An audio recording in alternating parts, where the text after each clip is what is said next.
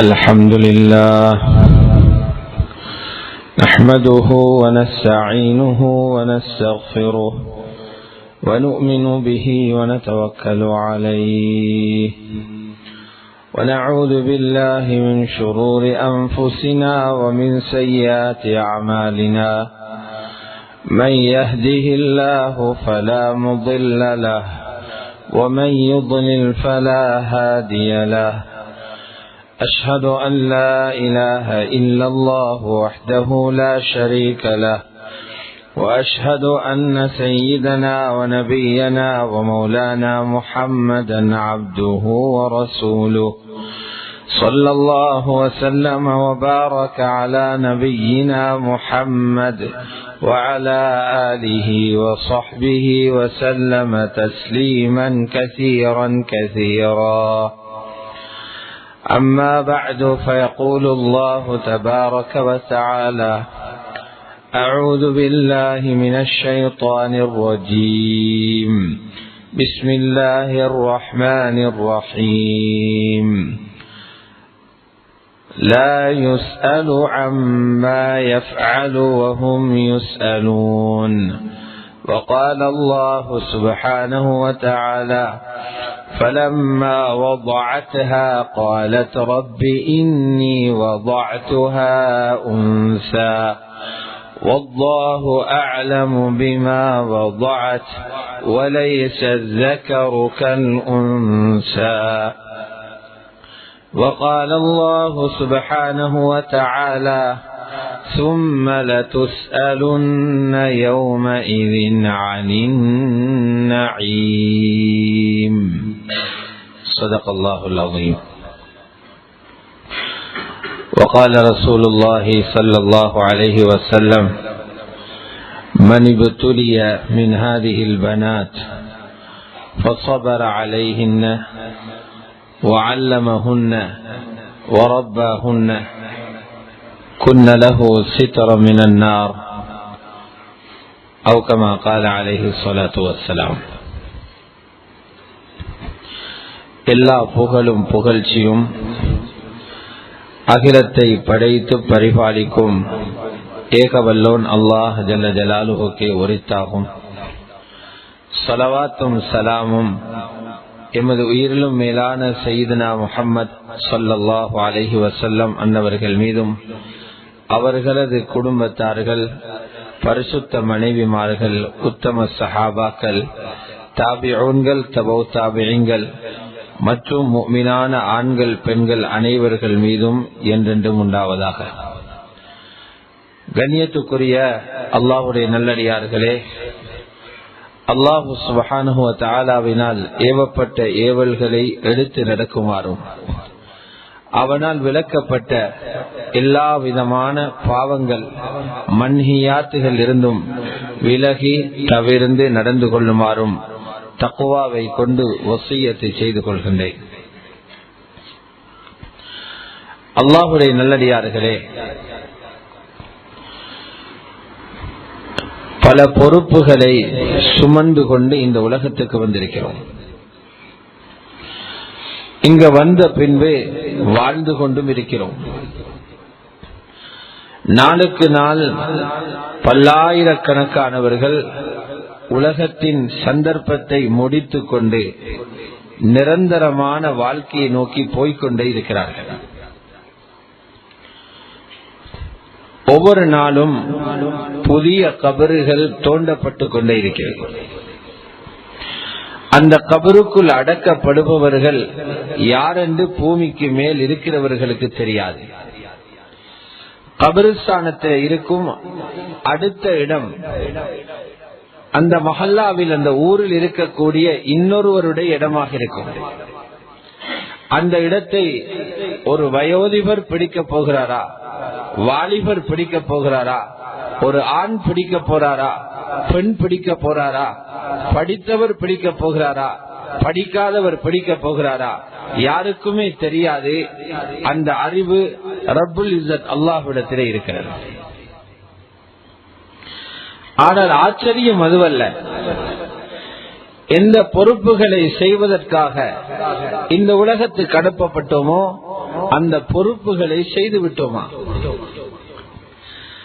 அல்லது பொறுப்புகளில் குறைவு செய்துவிட்டு நாளை பயந்தவர்களாக கபருக்குள் வாழப் போகிறோமா, நடுங்கிக் கொண்டு கபருடைய காலத்தை கழிக்கப் போகிறோமா, மலக்குல் மௌத் முன்னால் வந்து நிற்கும் போதே நடுங்க போகிறோமா என்கிறதை சிந்திப்பதுதான் இந்த உலகத்தில் எஞ்சி இருக்கின்ற நாளில் எங்களுக்கு இருக்கக்கூடிய பொறுப்பாகும்.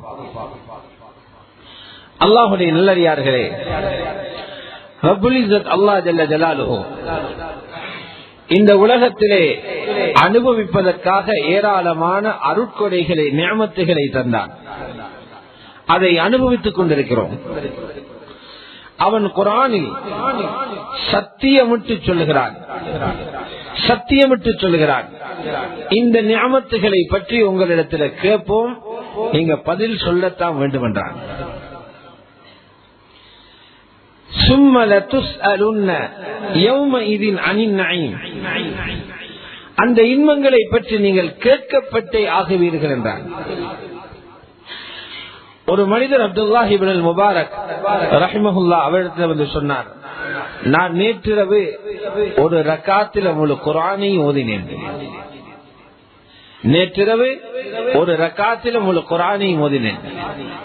அப்துல்லாஹ் இப்னு முபாரக் சொன்னார், அதே நேரம் இன்னொரு மனிதர் இருந்தார், நேற்றிரவு அல்ஹாக்கு முத்தகாசுர் சூராவை கூட ஓதி முடிக்க முடியாமல் அழுது கொண்டிருந்தார்.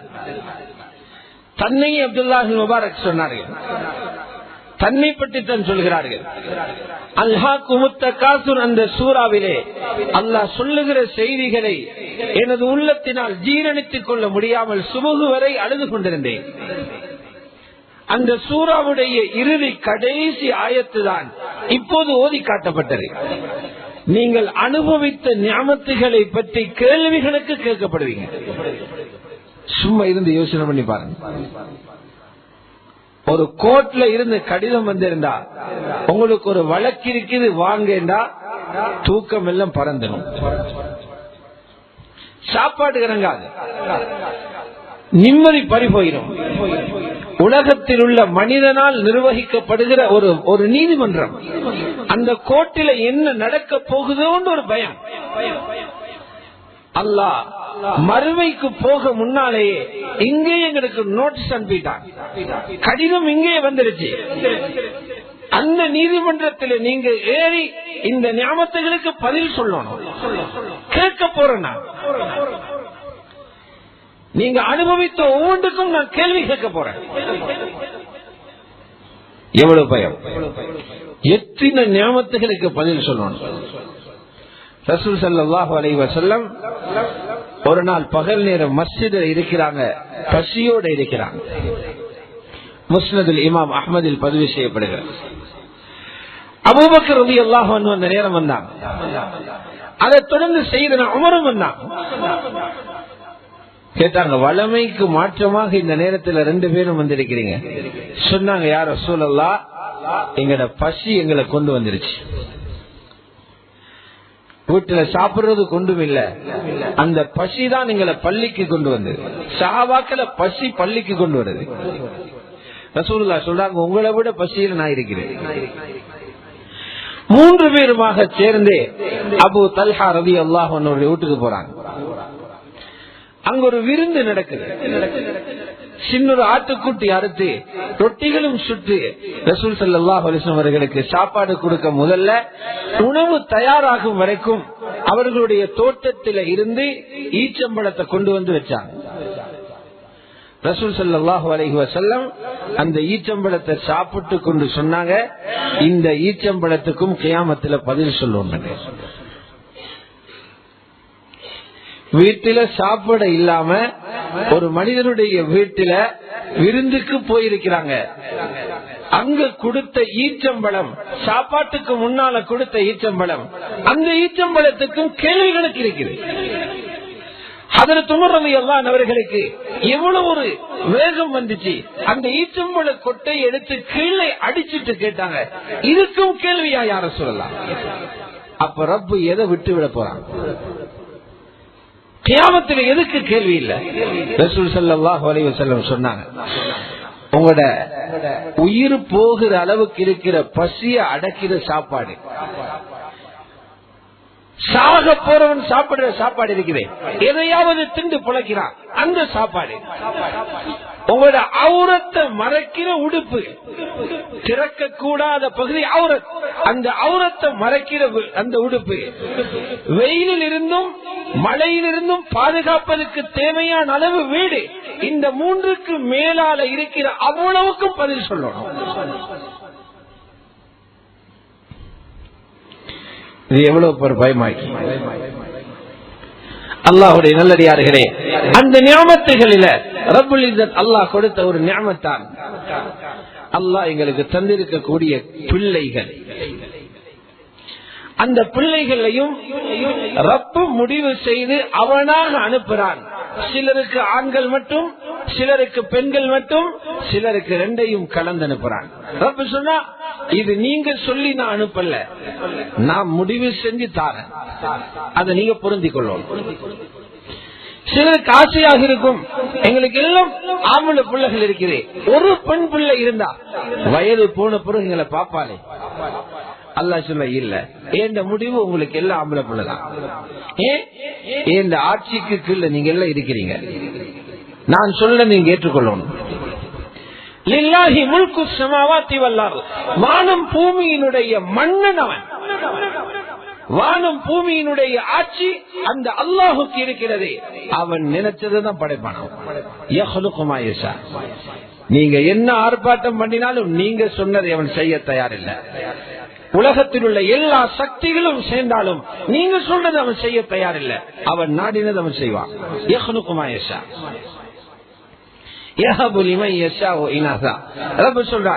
அவன் நாடுகிறவர்களுக்கு பெண் பிள்ளைகளை கொடுப்பான். அவங்க ஆசைப்படுவாங்க ஒரு ஆம்பளை பிள்ளை இருக்காது. இல்ல, இந்த முடிவு உங்களுக்கு எல்லா பொம்பளை பிள்ளை. முதலாவது பெண் பிள்ளையை சொல்றார். யாருக்கு அல்லாஹ் பெண் பிள்ளைகளை தந்திருக்கிறானோ, யாருடைய கையில பெண் குழந்தைகள் இருக்கிறோ, இன்றைக்கு இருக்கிற உலகம் இருக்குதே, ஆண்களுடைய பிறப்பு வீதம் குறைந்த ஒரு உலகம். ஆண்களுடைய பிறப்பு வீதம் குறைந்த காலம். ஏன்? உலகம் அழிவை நோக்கி வேகமாக போகுது. ரசூலுல்லாஹ் சொன்னாங்க, பின் முன்னால போற காலம் ஆண்கள் குறைஞ்சிடுவாங்க, பெண்கள் கூடிடுவாங்க. ஒரு ஆண் 40 பெண்களை கவனிக்க வேண்டி வரும். 40 பேர் நிக்காஹ் பண்றதில்ல, 40 பேருக்கு செலவு கொடுக்க வேண்டி வரும், 40 பேருக்கு உதவி செய்ய வேண்டி வரும். அந்த அளவுக்கு ஆண்கள் உலகத்தில் குறைந்து போவாங்க. அப்படிப்பட்ட ஒரு காலம் இது. உங்களோட குடும்பங்களே பாருங்க, பெண் பிள்ளைகள் பிறக்கிறது அதிகம். ஆனால் முஃமின்களாகிய நாங்க, முஸ்லிம்களாகிய நாங்க அந்த பெண் குழந்தைகளை எப்படி பார்க்கணும்? அல்லாஹ் சுவர்க்கத்தினுடைய கதவுகளாக இந்த பிள்ளைகளை தந்திருக்கிறாங்க. இந்த சொர்க்கம் இந்த பிள்ளைகள கையில இருக்கு. இந்த சொர்க்கம் இருக்கு இந்த பிள்ளைகள கையில. எப்போது அந்த பெண் பிள்ளைகள் சொர்க்கமாகுவாங்க? ரசூலுல்லாஹ் சொன்னாங்க, யாராவது ஒருத்தருக்கு அல்லாஹ் பெண் பிள்ளைகளை கொடுத்து சோதிக்கிறானோ, புகாரில் ஹதீஸ், சிலருக்கு பெண் பிள்ளைகள் இருந்தா அந்த பெண் பிள்ளைகள் சோதனை. எப்படி சோதனை? அவளுக்கு வருகிற நோய் வாப்புக்கு சோதனை, அவனுடைய பிரயாணங்கள் தகப்பனுக்கு சோதனை, அவனுடைய சிந்தனை சோதனை, அவள் மற்றவர்களுடன் பழகுவது சோதனை, அவளை தனிமையில விடுகிறது சோதனை, அவளை தனிமையில வெளியில அனுப்புறது சோதனை, அவள் வீட்டுக்குள் இருந்து தொடர்பு கொள்வது சோதனை. ரசூலுல்லாஹ் சொன்னாங்க, சோதிக்கப்படுறார் ஒரு வாப்பா. ஒவ்வொரு தகப்பனுக்கும் தெரியும் வயது வந்த பெண் பிள்ளைகளால் எவ்வளவு சோதிக்கப்படுறோம். எத்தனை பேர் கடுமையா சோதிக்கப்பட்டிருக்கிறாங்க. அதனால அவங்க சமூகத்திலிருந்து ஒதுக்கப்பட்டது போல் ஆகிட்டாங்க, ஒதுங்கிட்டாங்க. இந்த பேரையே நாசமாக்கி போட்டாங்க, ஒதுங்கி போயிட்டாங்க. ரசூல் ஸல்லல்லாஹு அலைஹி வஸல்லம் அந்த நேரத்தில் ஒரு மூமின் எப்படி நடந்து கொள்ளணும்? ரசூலுல்லாஹ் சொல்றாங்க, ஆவேசப்பட்டு அடிச்சு குடும்பத்தை முறிச்சு கொண்டு போறதல்ல. சோதிக்கப்படுற நேரம் அந்த பெண் பிள்ளைகளுக்கு இவர் உபகாரம் செய்கிறார். அஹ்ஸன இலைஹின்ன, அவர்களுக்கு உபகாரம் செய்கிறார். மூத்த மனிதர்களிடம் மஷ்ரூரா கேட்கிறார், உலமாக்களிடம் ஆலோசனை கேட்கிறார். இந்த நிலைமையில இவர்களை சீராக்குறதுக்கு என்ன வழி? அல்லமஹுன்ன, அந்த பெண் பிள்ளைகளுக்கு கொடுக்க வேண்டிய தீனுடைய கல்வியை கற்றுக் கொடுக்கிறார், அழகாக கற்றுக் கொடுக்கிறார். தேவையான மார்க்க கல்வி, தீனுடைய கல்வி, வாழ்க்கைக்கு தேவையான கல்வி அனைத்தையும் அழகாக கற்றுக் கொடுக்கிறார். அஹ்ஸனத் தஅலீமன் வரப்பாஹுன்ன, தர்பியா செய்கிறார், மிக அழகாக தர்பியா செய்கிறார். கடும் போக்கு இல்லாமல், காரணமாக இல்லாமல், பிள்ளைகள் வெறுத்து காரி துப்புற நிலைமைக்கு இல்லாமல் அவர்களை திருத்திக் கொண்டிருக்கிறார். ரசூல் ஸல்லல்லாஹு அலைஹி வஸல்லம் இப்படிப்பட்ட தந்தைக்கும் தாய்க்கும் 3 சிறப்புகள் சொல்லி இருக்கிறார். புகாரியில் இருக்குது, அந்த பெண் பிள்ளைகள் இந்த தாயையும் தந்தையும் கியாமத்தில நரகத்தில் இருந்து காப்பாற்றுவாங்களாம். ஏதோ ஒரு பாவத்தால இந்த வாப்பவும் உமாவும் நரகம் போக வேண்டி வந்தா அந்த பெண் பிள்ளைகள் நரகத்துக்கு திரையாகுவாங்க. குன்னலஹு சித்ரம் மினன் நார், இது புகாரி ரிவாயத். ஹஜ்ரத் ஆயிஷா அறிவிக்கிறாங்க. ஹஜ்ரத் அபூ ஹுரைரா ரலியல்லாஹு ரிவாயத் இருக்குது, அந்த பெற்றோருக்கு சுவர்க்கம் வாஜிப். சுப்ஹானல்லாஹ். உலகத்தில வேலை கொஞ்சம் கஷ்டம், அல்லாஹ் அந்த பெண் பிள்ளைகள் அதை சொர்க்கம் தாரா. இதை கேட்டு ஒரு சஹாபி பூரிப்படைஞ்சிட்டார். யா ரசூலல்லாஹ், 2 பொம்பளை பிள்ளைய வளர்த்தாலும் தப்பிக்கலுமா? அவங்களுக்கும் கிடைக்கும். 2 பொம்பளை பிள்ளைகள் இருக்கிறவங்களும் முறையாக வளர்த்து, அல்லாஹ் சொல்றது போல அந்த பிள்ளைகளை வளர்த்து ஒழுக்கசாலிகளாக, வெட்கமுள்ளவர்களாக, தீன்தாரிகளாக வளர்த்து விட்டீங்கன்னா அவங்களுக்கும் சுவர்க்கம். ஒருத்தர் கேட்டார், எனக்கு ஒரு பொம்பளை பிள்ளை இருக்கிறார் சொல்ல, அவரையும் நீ சிரமப்பட்டு வளர்த்த உங்களுக்கும் சுவர்க்கம். முஸ்னத் அஹ்மதில் இருக்குது, ரசூல் ஸல்லல்லாஹு அலைஹி வஸல்லம் அதை விட ஒன்று சொல்றாங்க, அவரை சும்மா சொர்க்கத்துக்கு அனுப்புறதில்லை, நானும் அவரும் சொர்க்கத்தில் ஒன்றாக இருப்போம். நான் தான் அவரை சொர்க்கத்துக்கு கூட்டிட்டு போவேன். ரசூலுல்லாஹ் பொறுப்பெடுக்கிறாங்க. அல்லாஹ்வுடைய நல்லடியார்களே, நான் இன்னைக்கு உங்களோட பேசுறேன் எல்லா பிள்ளைகளுடைய தர்பியாவை அல்ல. உங்களோட வீட்டில இருக்கிற பெண் பிள்ளைகள், யாருடைய வீட்டில பெண் பிள்ளைகள் இருக்கிறார்களோ, வயது வந்த பிள்ளைகள், வயது வயாத பிள்ளைகள், இந்த பிள்ளைகளை உங்களுக்கு கிடைத்த செல்வமாக பாருங்க. ஆம்பளை பிள்ளைகளை வளர்க்கிறது போல பொம்பளை பிள்ளைகளை வளர்க்கிறாது. ஆம்பளை பிள்ளைகளுடைய தர்பியா வேற, பொம்பளை பிள்ளைகளோட தர்பியா வேற. மரியம் அலைஹிஸ்ஸலாத்த அவங்களோட உம்மா பெத்துட்டு என்ன சொன்னாங்க? قالت رب اني وضعتها انثى, நான் ஒரு பெண்ணை பெத்துட்டேன். நான் நேர்த்து வச்சிருந்தது மஸ்ஜிதுல் அக்ஸாவுக்கு ஒரு ஆம்பளையை கொடுக்கிறேன், நீ ஒரு பெண்ணை தந்துட்டாய். அவர் சொல்றா, வலைஸ الذكر كالانثى, ஆணை போலையில் பெண், பெண்ணை போலையில் ஆண். ஆண்கள் வேற, பெண்கள் வேற. ஒரு ஆண் பிள்ளைகிட்ட இருக்கிற சிந்தனை வேற, ஒரு ஆண் பிள்ளைகிட்ட இருக்கக்கூடிய லட்சணம் வேற, ஒரு ஆணிடத்தில் இருக்கிற விருப்பம் வேற, ஒரு பெண் பிள்ளையினுடைய சிந்தனை வேற, அவட பார்வை வேற, அவட விருப்பங்கள் வேற,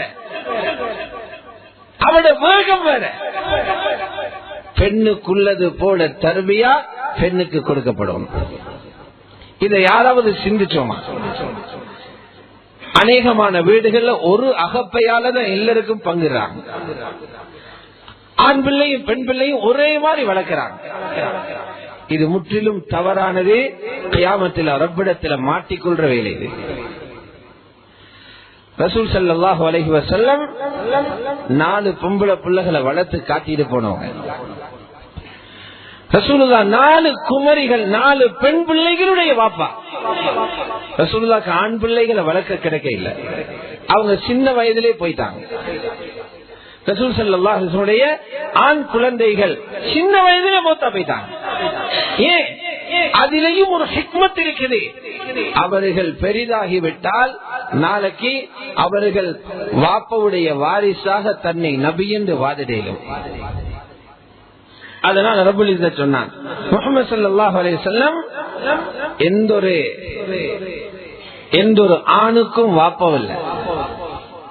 மா கான முஹம்மதுன் அபா அஹதின் மின் ரிஜாலிக்கும், முஹம்மது ஸல்லல்லாஹு அலைஹி வஸல்லம் உங்களுடைய ஆண்களுக்கு தந்தையாக இல்ல. அல்லாஹ் அவர்களை சின்ன வயதிலே எடுத்துனான். அதுக்கு பதிலாக கிடைச்ச கிஃப்ட் இருக்குதே பெரியது. ஒரு பிள்ளைக்கு பின்னால இன்னொரு பிள்ளை. சின்ன பிள்ளைகள் எல்லாம் ஆண் குழந்தைகள் மௌத்தாகி போற நேரம் மனம் உடைஞ்சிருக்கிறாங்க. ரசூல் ஸல்லல்லாஹு அலைஹி வஸல்லம் பாதையில போற நேரம் ஒரு காஃபிர் அவர்களை இன்னமும் காயப்படுத்தினார். அவன் சொன்னான், சந்ததியற்றவர் நீங்க. ஏன்னா ஒரு தகப்பன் ஒரு மனிதனுடைய நாமத்தை அவர் மௌத்தான பிறகு சுமக்க போறது ஆம்பளை பிள்ளைகள் தான். பரம்பரை வாரது ஆம்பளை பிள்ளைகளா, பொம்பளை பிள்ளைகளால பரம்பரை வாரல, ஆண் பிள்ளைகளால தான் எங்கட பரம்பரை வார. அப்ப நாளைக்கு ரசூலுல்லாஹ் யோசிப்பாங்களே மனிதன் என்ற வகையில, அடே நான் மௌத்தான பிறகு எனக்கு ஒரு ஆம்பளை பிள்ளை இல்லையே, எனக்கு ஒரு ஆம்பளை பிள்ளை இல்லையே, மனசு உடைஞ்சிட்டு வராங்க. அல்லாஹ் ரப்பல் இஸ்ஸத் குர்ஆனிலே உள்ள ஆக சிறிய சூறாவை அப்பதான் இறக்கினான். என்ன இறக்கினான்? உங்களோட 3 குழந்தைகளையும் நாங்க பறிச்சுட்டோம், எடுத்துட்டோம். அதுக்கு பதிலாக உங்களுக்கு கௌசர் என்ற நீர் தடாகத்தை கியாமத்தில் தரோம். கௌசர் என்ற நீர் தடாகம், இன்னா அஅதைனாக்கல் கௌசர், உங்களுக்கு கௌசர் என்ற நீர் தடாகத்தை தர்றோம். அதனுடைய நீளம் மதீனாவில் இருந்து யமன் வரை. அதில் இருக்கிற தண்ணி பாலை விட வெண்மையானது. அதில் இருக்கக்கூடிய அந்த நீருடைய சுவை தேனை விட இனிப்பு. அதுல குடிக்கிறதுக்கு வச்சிருக்கிற கோப்பைகள் குவளையங்கள் வானத்தில் இருக்கிற நட்சத்திர தெரிய அளவு. ரசூல் எவ்வளவு சந்தோஷப்பட்டிவாங்க. அல்லாஹ்வுடைய நல்லடியார்களே, ஆக அவர்கள் இருந்தது 4 பொம்பளை பிள்ளைகளோட. எப்படி பெண் பிள்ளைகளுக்கு தர்பியா செய்யணும், அதை நேரடியாக களத்தில் இருந்து இந்த உம்மத்துக்கு கற்பித்தவங்க ரசூலுல்லாஹ். நாங்க இன்னைக்கு நினைக்கிறோம் எங்கட பெண் பிள்ளைகளுக்கு பாடசாலை கல்விய திறமையாக கொடுத்து ஒரு பட்டதாரி ஆக்கிட்டா பெரிய ஒரு சாதனை செஞ்சிட்டோம், பெரிய ஒரு சாதனை. இப்படி நிறைய பேர் ஏப்பமுட்டு கொண்டிருக்கிறாங்க.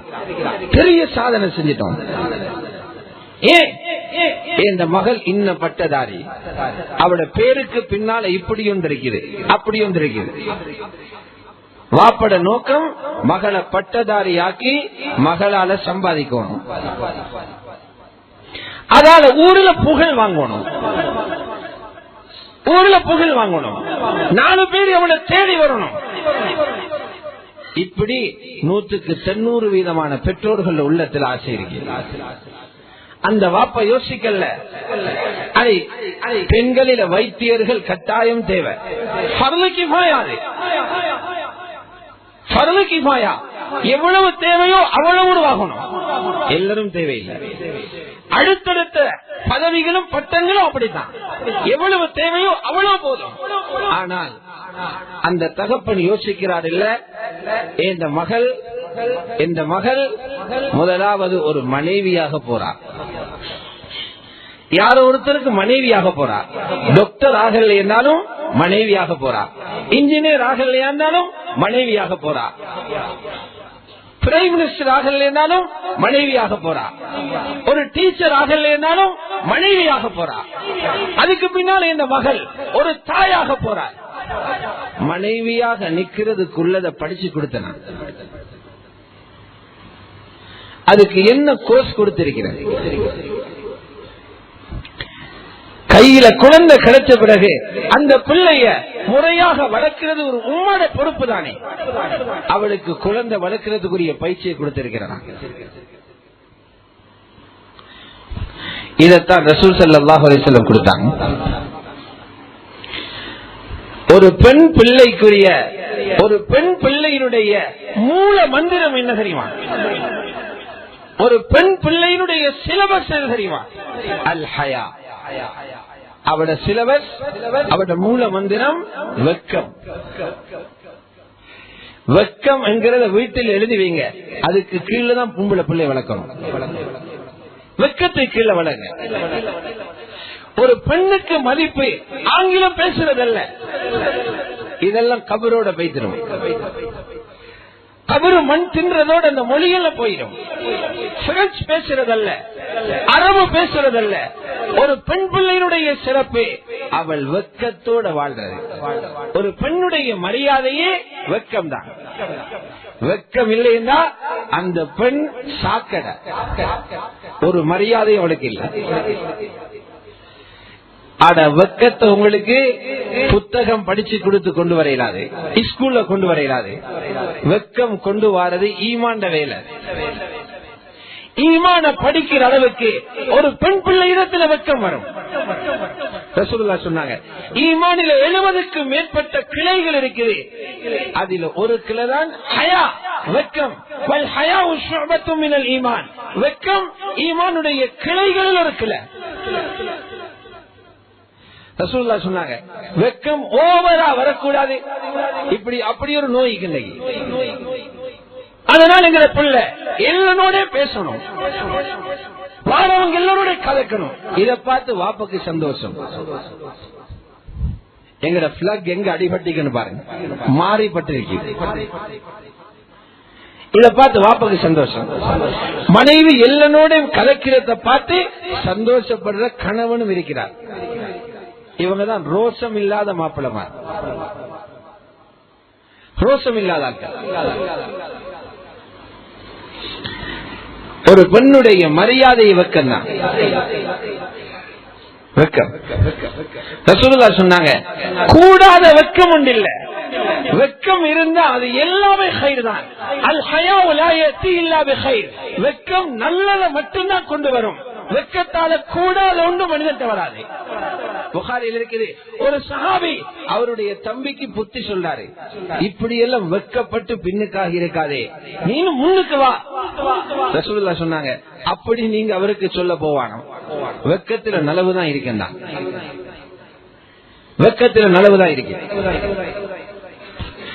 பாருங்க, அந்த காலத்தில் இருந்த பெண்கள் நுபுவத்துடைய இந்த பிரகாசமான காலம், நூறானியத்தான காலம், நுபுவத்துடைய ஒளிச்சுடர் உலகம் எல்லாம் பரவுற காலத்தில் அந்த ஒளியில வளர்ந்த பெண்களிட்டு இருந்த வெக்கத்தை பாருங்க, எவ்வளவு வெக்கம்.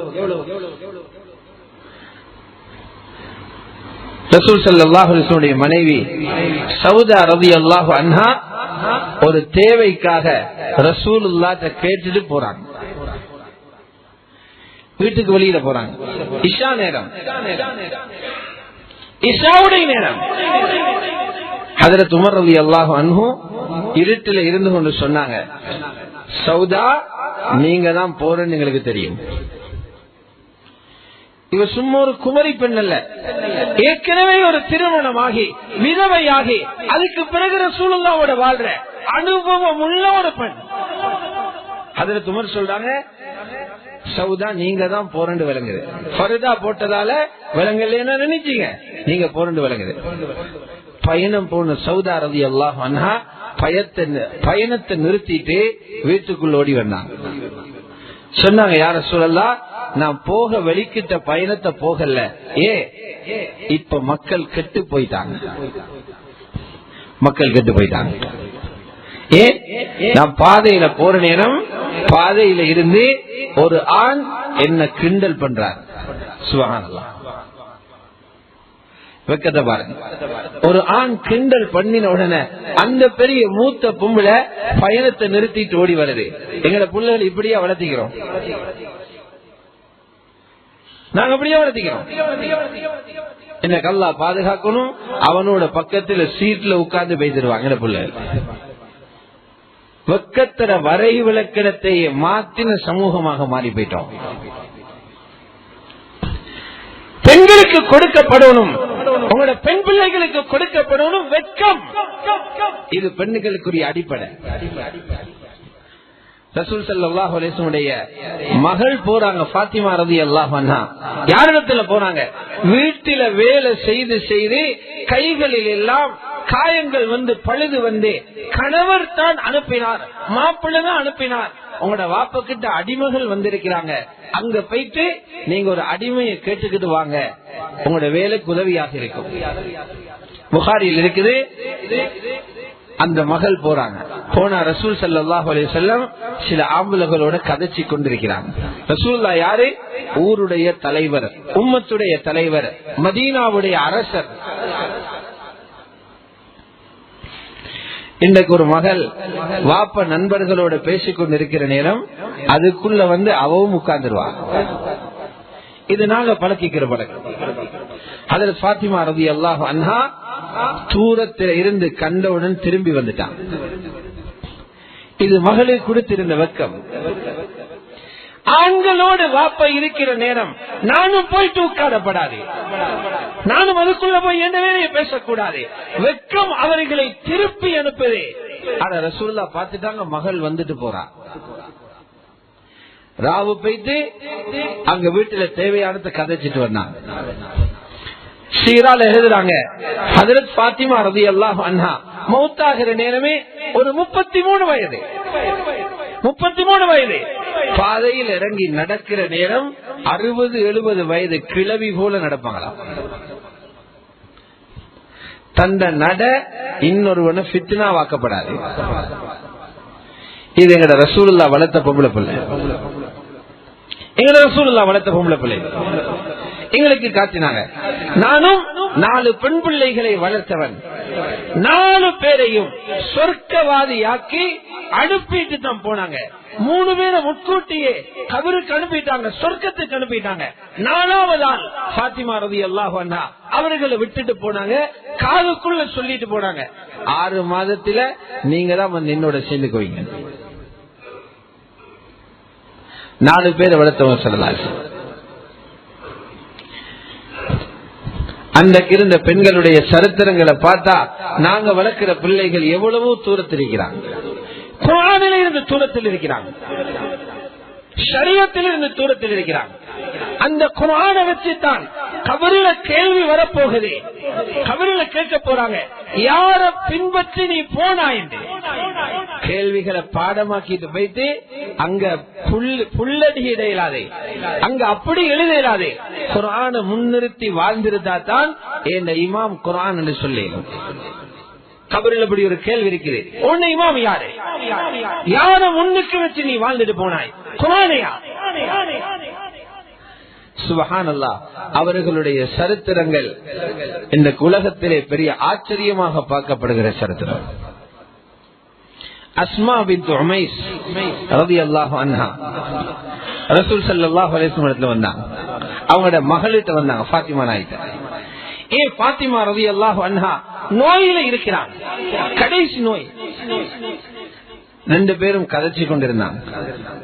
அஸ்மா ரலியல்லாஹு அன்ஹா அவங்கள்ட்ட சொல்றாங்க, ஃபாத்திமா நாயகி. யாரு ஃபாத்திமா நாயகி? ரசூல் ஸல்லல்லாஹு அலைஹி வஸல்லம் அவர்களுடைய உடம்பட ஒரு சதத்துண்டு, ரசூலுடைய உடம்பின் ஒரு துண்டை வெட்டி வெளியில வச்சது போலதான் ஹஜ்ரத் ஃபாத்திமா. சொன்னாங்க, இன்னமா ஃபாத்திமத்து பத்அத்தும் மின்னி. ஃபாத்திமா என்ற உடம்பினுடைய ஒரு துண்டு. யுரீனி மா ஆதாஹா, அவ நோவிக்கிறது என்ன நோவிக்கிறது போல, அவ நோவிக்கிறது என்ன நோவிக்கிறது போல. இந்த ஹஜ்ரத் ஃபாத்திமாவோட பேசுறாங்க. ஹஜ்ரத் ஃபாத்திமா என்ன சொல்றாங்க தெரியுமா?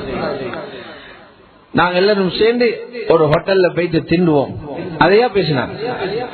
உங்களோட வீடு எவ்வளவு சைஸ், எங்களுக்கு அப்படி வீடு இல்லையே, அதையா பேசினாங்க. உங்களோட கணவர் எப்படி உடுப்பு வாங்கி தந்திருக்கிறார், எந்த கணவர் இப்படித்தான் வாங்கிக்கிறார், உங்களுக்கு எவ்வளவு நகை இருக்குது, எனக்கு அப்படி நகை இருக்குது, இதையா படிச்சு கொடுத்தாங்க. ஃபாத்திமா ரலியல்லாஹு அன்ஹா சொல்றாங்க, அஸ்மா எனக்கு ஒரு விஷயம் ரொம்ப கவலையாகவும் வெக்கமாகவும் இருக்குதுன்னா. கேட்ட, என்ன வெக்கமாக இருக்கு?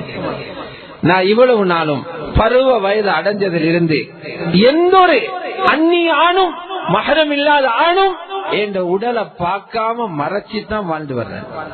ஆனா நாளைக்கு நான் மௌத்தாகினா என்ன கஃபன் செய்து அந்த கஃபனோட அப்படியே தூக்கி சந்தூக்குல வச்சிருப்பாங்க. எங்கட நாட்டில போல ஒரு பெட்டியில போட்டு மேலால பிடவையால மூடிக்கொண்டு போற முறை அரபு நாட்டுல இல்ல. மக்கா மதீனால பாத்திருப்பீங்க, கட்டில் போல ஒன்றில அதுக்கு மேல வச்சு ஜனாசாவை தூக்கிட்டு வருவாங்க. வெளியில் இருந்து உயரமானவரா, கட்டையானவரா, கொளுத்தவரா, மெல்லியவரா, இத பாத்திரலாம். பாத்திமா சொல்றாங்க, வீட்டிலிருந்து கபரிஸ்தானத்துக்கு என்ன ஜனாசாவை கொண்டு போறதுக்கு இடையில அந்த மையத்து கட்டில் இருந்து என்ன எத்தனை பேர் பார்த்திருவாங்களோ எனக்கு அது வெக்கமாக இருக்குது, என் உள்ளத்துல பூரிப்பாக இருக்குது. பூரிப்பாக அஸ்மா பின்த் உமைஸ் சொன்னார் ரலியல்லாஹு அன்ஹா, நான் ஹபஷாவுக்கு ஹிஜ்ரத் போனவன். ஹபஷாவில ஜனாசாக்களை பெட்டியில வைத்து சந்தூக்கில வைத்து தான் அதை மூடி தூக்கிட்டு போறாங்க. ஒரு பிடவை எடுத்து அந்த போல ஒரு பெட்டியை செய்து காட்டினாங்க. அது பாத்திமா சொன்னாங்க, அஸ்மா உங்களுக்கு முன்னால நான் மௌத்தா போனா இது போல் ஒரு பெட்டியில மறைவாக என்ன வைத்து நீங்க இந்த ஜனாசாவை கொண்டு போற பொறுப்பை எடுக்கணும். நான் முதல்ல மௌத்தான அது தஸ்மா பொறுப்பெடுத்தாங்க. அது பாத்திமா ரலியல்லாஹு அன்ஹா எவ்வளவு சந்தோஷமா துஆ செஞ்சாங்க. என்ன அந்நிய ஆண்கள கண்ணில் இருந்து பாதுகாக்க உதவி செய்த ரப்பு நீங்க, அல்லாஹ் உங்களோட குறைகளை கியாமத்தில மறைக்கட்டும். சதரகில்லாஹு கமா சதர்தினி. இந்த சம்பவம் ஒரு கட்டுக்கதை அல்ல, வரலாற்று சிறப்புமிக்க அறிஞர், வரலாற்று ஆசிரியர் இமாம் ஸஹபி ரஹ்மஹுல்லாஹ் சீரு அலாமின் நுபலாவின் 2ஆம் பாகம் 172வது பக்கத்தில் இந்த சரித்திரத்தை எழுதிட்டு சொல்றாங்க. மதீனாவுடைய ஹிஸ்டரியே மாத்தி போட்டாவாம் ஹஜ்ரத் ஃபாத்திமா. முதலாக சந்தூக்கில் வைத்து ஜனாசா பூர்த்தியாக மறைக்கப்பட்டு கபரிஸ்தானத்தை கொண்டு செல்லப்பட்ட மையத் ஹஜ்ரத் ஃபாத்திமான மையத்தான். வாழும் போதும் ஹிஜாப், மரணத்துக்கு பிறகும் ஹிஜாப் வளர்த்து காட்டினாங்க. ஒவ்வொரு பிள்ளைகளும் ஒவ்வொரு தந்தையும் இது போல உங்களோட பிள்ளைகளை வளருங்க. ஒவ்வொரு பிள்ளைகளும் அந்த நிலைமைக்கு பிள்ளைகள் மாற என்ன காரணம்? எங்களையும் சில பேர் இருப்போம், பிள்ளைகள் நல்லா வர வேண்டும், குர்ஆன் படி, ஹதீஸ் படி, தீனின் படி வாழணும் என்று. ஆனா நாங்க சொல்றது போல வாராங்க இல்ல. அதுக்கு அடிப்படை காரணம் எங்களில் உள்ள தவறு.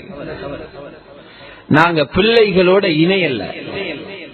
நாங்க வீட்டுக்குள்ளேயும் முதலாளியாக நடந்து கொள்றோம், நாங்க வீட்டுக்குள்ளேயும் ஆசிரியராக நடந்து கொள்றோம், நாங்க வீட்டுக்குள்ளேயும் ஒரு இருமாப்பு பிடித்தவர் போல நடந்து கொள்றோம்.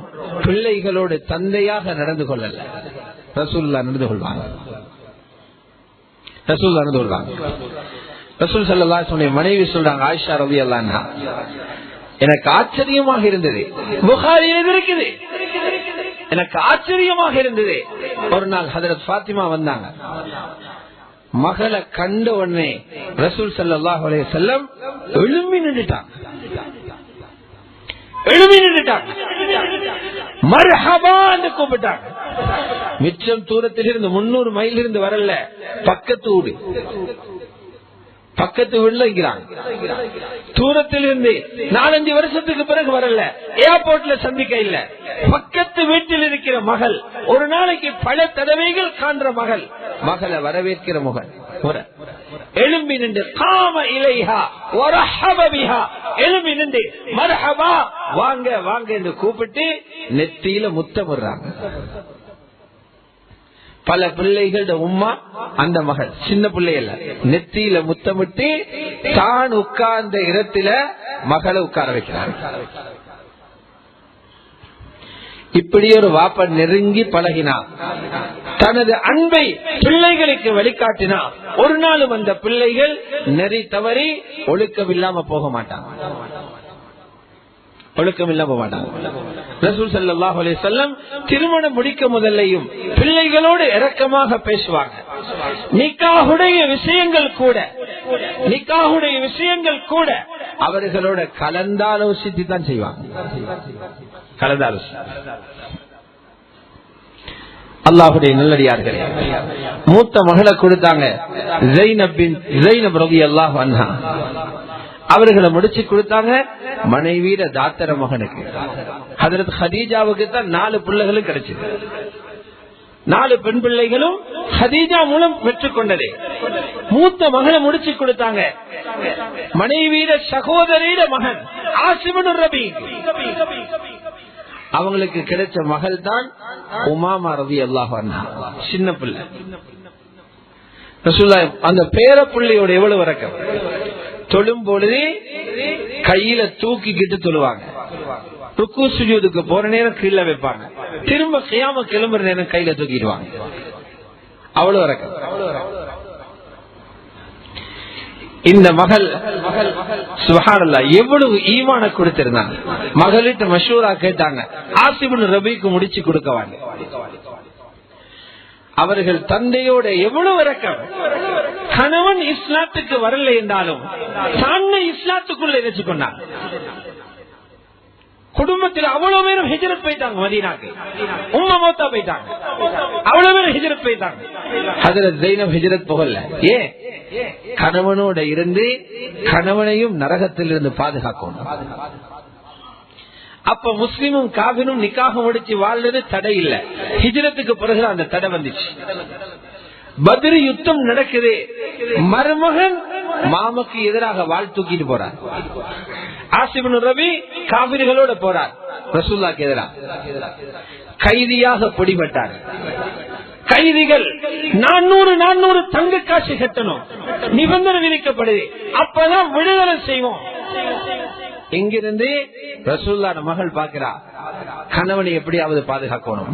வாப்புக்கு எதிராக போனாரேன்னு கோபம் எடுக்கல. இந்த நேரத்தில் இக்ராம் செய்து என் கணவனை பாதுகாத்தா நாளை ஒரு நாள் அவரும் இஸ்லாத்தை கபூல் செய்வாரு. கொடுக்கிறதுக்கு ஒன்றுமே இல்லை. கழுத்தில் இருந்தது ஒரு மாலை. அந்த மாலையும் ஹதீஜா ரலியல்லாஹு அன்ஹா திருமண பரிசாக கொடுத்தது. இதை கொடுத்து அனுப்பினாங்க. வாப்பாட்ட கொடுத்து என்ன கணவரை விடுதலை செய்யுங்க. மாலை அங்க போன ரசூல் ஸல்லல்லாஹு அலைஹி வஸல்லம் அந்த மாலையை கண்ட உடனே கண் கலங்கிட்டான். ஏன் கண் கலங்கினா? ஹதீஜாவினுடைய ரலியல்லாஹு அன்ஹா நினைப்பு வந்துச்சு. அவங்களோட மாலையில கண்ணுனே அவன் நினைப்பு வந்துச்சு.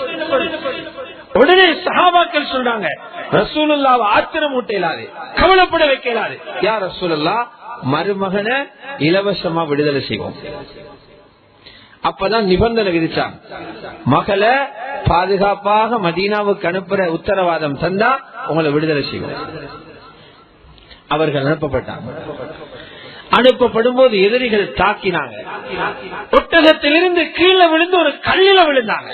அப்போது அவங்க கற்பம் கரைஞ்சி போச்சு.